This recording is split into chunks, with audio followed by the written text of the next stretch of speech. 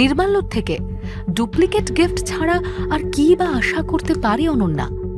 Duplicate শুনে অনন্যা গিফটটা রেখে দিতেই যাচ্ছিল, কিন্তু জুতোটা ভালো করে দেখে অনন্যা সন্দেহ হয়।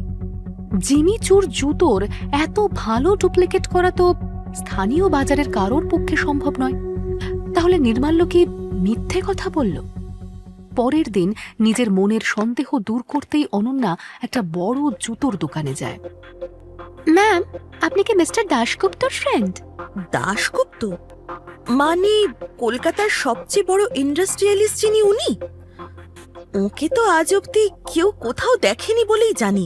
বড় বড় পলিটিশিয়ান, ইন্ডাস্ট্রিয়ালিস্টরা তো ওর অ্যাপয়েন্টমেন্টই পায় না, সেখানে আপনি হঠাৎ এই প্রশ্ন করলেন কেন?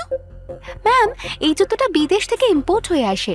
জিমিচুর জুতোর এই ডিজাইন, এই কাট কেউ নকল করে ডুপ্লিকেট বানাতে পারবে না কোনোদিন। এই স্পেশাল এডিশনের জুতোর মাত্র 2 পিসই বানানো হয়েছে, আর গতকালই মিস্টার দাশগুপ্ত এই স্পেশাল এডিশনের সেকেন্ড পিসটা কিনেছেন। তাহলে কি মিস্টার দাশগুপ্তই নির্মাল্য? তাই বা কি করে সম্ভব?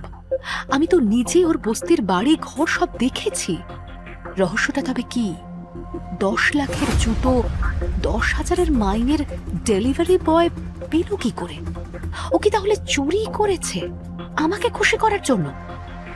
নাকি সত্যি নির্মাল্যর অন্য কোনো পরিচয় আছে, যেটা নির্মাল্য আমার থেকে লুকোচ্ছে? অনন্যা কিছুতেই হিসেবটা মেলাতে পারে না। ওর সবকিছুই ধোঁয়াশা লাগে। অবশ্য কিছুদিন বাদে ওই ব্র্যান্ডেড জুতোটার কথাই ভুলে যায়। একদিন সকালে নির্মাল্য বাজার করতে বেরিয়েছিল, আর অন্যদিকে অনন্যা ড্রয়িং রুমে এসে নির্মাল্যকে খুঁজতে থাকে। অনন্যার মা ড্রয়িং রুমেই বসেছিল। Nirmalya, Nirmalya!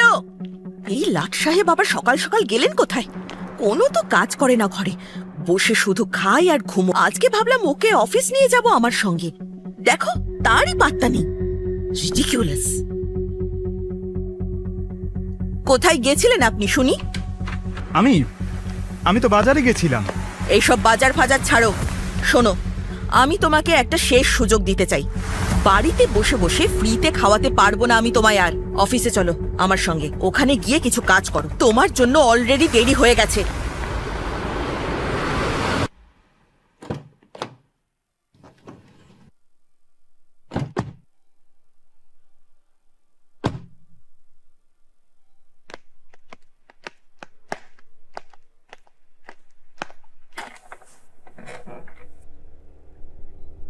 What is this Ananya?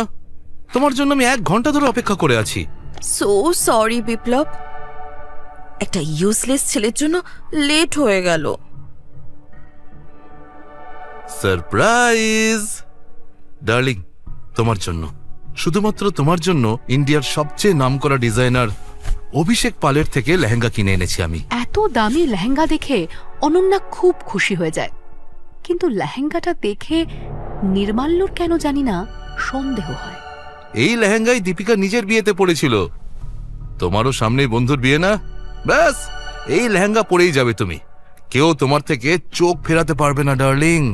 Wow, এত সুন্দর, এত দামি লেহেঙ্গা তুমি আমার জন্য কিনেছো Biplob? Thank you so much. Anything for you babes. আমি পুরো দুনিয়া তোমার পায়ের কাছে এনে রাখতে পারি ডার্লিং। এটা তো সামান্য একটা লেহেঙ্গা। আমার বন্ধুকে বললাম তোমার জন্য স্পেশালি বানিয়ে দিতে হবে। ব্যাস, ও অভিষেককে গিয়ে এটা স্পেশালি তোমার জন্য বানিয়ে পাঠিয়ে দিল। পুরো 20 লাখ টাকার লেহেঙ্গা ডার্লিং, 20 লাখ। 20 লাখ? ও মাই গড, উফ, আই এম সো লাকি। আমি এই লেহেঙ্গাটা পরেই বিয়ে বাড়ি যাব। কেউ আমার থেকে চোখ সরাতে পারবে না। দেখো বিপ্লব, একেবারে দীপিকার মতো গর্জিয়াস লাগবে আমাকে। দীপিকার চেয়েও বেশি সুন্দর লাগবে তোমায় darling, mark my word. Biplob অনন্যাকে ইমপ্রেস করার চেষ্টা করছিল একদিকে, আর অন্যদিকে লেহেঙ্গাটা দেখে নির্মাল্যর মন থেকে সন্দেহ যাচ্ছিলই না। ও লেহেঙ্গাটা মন দিয়ে দেখছিল। অনন্যা, এই লেহেঙ্গাটা আসল নয়, ডুপ্লিকেট।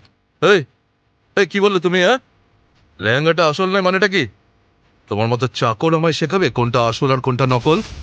লোয়ার ক্লাস ছেলে একটা।